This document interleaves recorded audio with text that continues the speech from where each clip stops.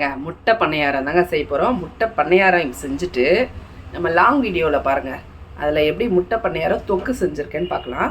இப்போ முதல்ல முட்டை பணியாரம் செஞ்சுக்கலாம். முட்டை எடுத்திருக்கேன், 5 முட்டை எடுத்திருக்கேன். இதை முதல்ல உடச்சி ஊற்றிக்கலாம். முட்டையை உடச்சிக்கலாம்.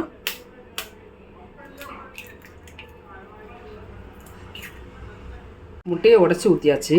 இப்போ அதில் ஒரு 1/4 ஸ்பூன் மிளகுத்தூள், 1/4 ஸ்பூன் மிளகுத்தூள் போட்டுங்க. இதில் முட்டைக்கு தேவையான உப்பு போட்டுக்கலாம்.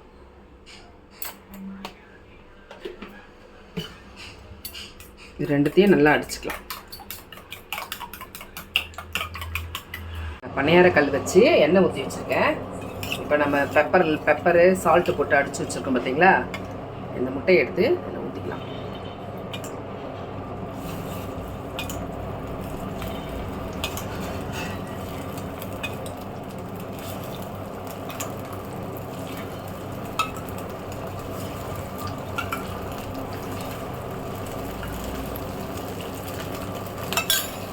டக்குன்னு வெந்துடுங்க.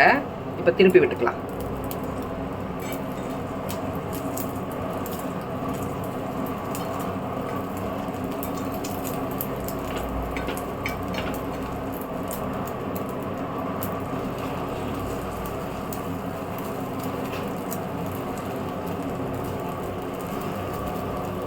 அவ்வளோதாங்க, முட்டை பணியாரம் ரெடி. இப்படியே நம்ம சாதத்துக்கு வச்சு சாப்பிட்லாம், சூப்பராக இருக்கும். இதை வந்து நான் தொக்கு தான் பண்ண போகிறேன். நீங்கள் நம்ம லாங் வீடியோ லிங்க் கொடுக்குறேன், அதில் பாருங்கள். தொக்கு சூப்பராக இருக்கும். இது நம்ம சைட் டிஷ்ஷாக வச்சுப்போம் இல்லையா, ஆனால் அதுக்கு சைட் டிஷ்ஷே தேவையில்லை, அதையே நம்ம மெயின் டிஷ்ஷாகவே வச்சு சாப்பிட்லாம். அவ்வளோ சூப்பராக இருக்கும். அந்த வீடியோவில் பாருங்கள். உங்களுக்கு வீடியோ பிடிச்சதா லைக் பண்ணுங்கள், ஷேர் பண்ணுங்கள், கமெண்ட் பண்ணுங்கள், சப்ஸ்கிரைப் பண்ணுங்கள். பாய்.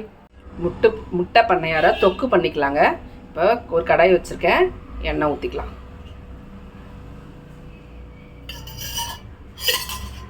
நம்ம ஏற்கனவே முட்டையை வந்து எண்ணெயில் போட்டு பொரிச்சாச்சு, பணியார கடாயில் போட்டு பொரிச்சாச்சு. இப்போது கடாய் வச்சிட்டோம்.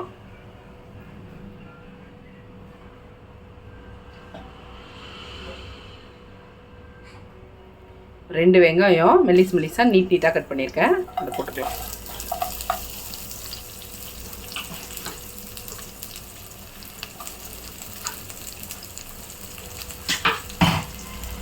வெங்காயம் ரொம்ப வதங்க வேணாங்க, பாதி வதங்கினா போதும்.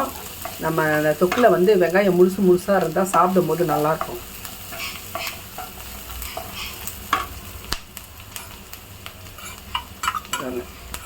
ஒரு 1/2 ஸ்பூன் இஞ்சி பூண்டு பேஸ்ட்டு, ரெண்டுமே இருக்குது இதில், இஞ்சியும் இருக்குது பூண்டும் இருக்குது, ரெண்டுமே பேஸ்ட்டாக அரைச்சது 1/2 ஸ்பூன் போட்டுக்கலாம்.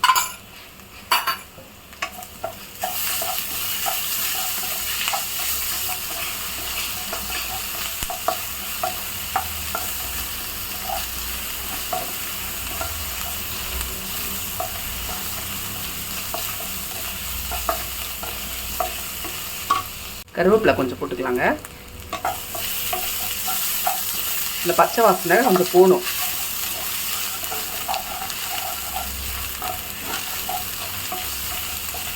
பச்சை வாசனை போயிடுச்சு. இப்போ நான் வந்து தக்காளி, ஒரு 2 தக்காளி கட் பண்ணி வச்சுருக்கேன், அதை போட்டுக்கலாம்.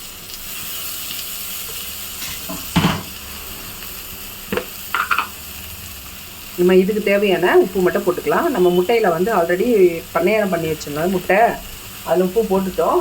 இதுக்கு தேவையான இந்த வெங்காயம் தக்காளிக்கு தேவையான உப்பு மட்டும் போட்டுக்கலாம்.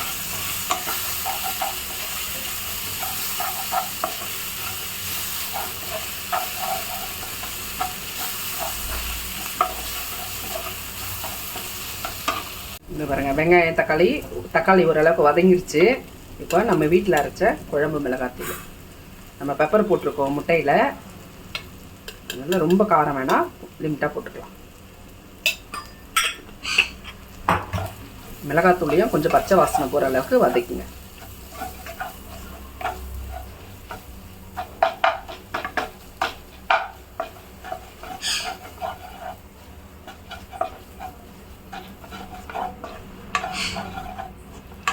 இதில் கொஞ்சமாக தண்ணி விட்டுக்கலாம்.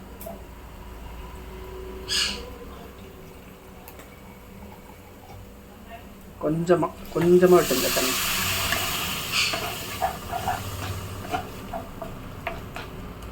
சும்மா ஒரே ஒரு கொதிக்கிறோம். இந்த பாருங்க தொக்குன்னா சூப்பராக ரெடி ஆயிடுச்சு. பாருங்க நம்ம போட்டு பொரிச்சு வச்சுருக்கிற பணியாரம் இப்போ இதில் போட்டுக்கலாம்.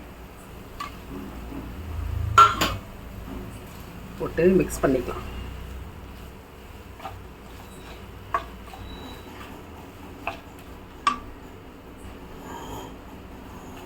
பாருங்க சைட் டிஷ்ஷு மெயின் டிஷ் ஆயிடுச்சா. இப்படியே சாதம் போட்டு சாப்பிட்டுக்கலாம் இதுலேயே. பாருங்க அவ்வளோதாங்க, சூப்பராக ரெடி ஆயிடுச்சு முட்டை பணியார தொக்கு. செம்மையாக இருக்கும். நம்ம அப்படியே சாதம் போட்டு சாப்பிட்லாம். குழந்தைங்களுக்கு இந்த சாதத்தில் கலந்து நீங்கள் கொடுத்தனுப்பலாம் லஞ்ச் பாக்ஸில்.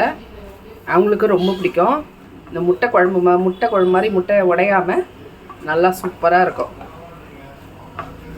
நல்லா ட்ரையாக இருக்குதுல்ல, சாதமும் கலரணும்னு வச்சிங்களேன், சூப்பராக நல்லாயிருக்கும். செஞ்சு பாருங்கள், எப்படின்னு கமெண்ட் பண்ணுங்கள், ஷேர் பண்ணுங்கள், சப்ஸ்கிரைப் பண்ணுங்கள். பாய்.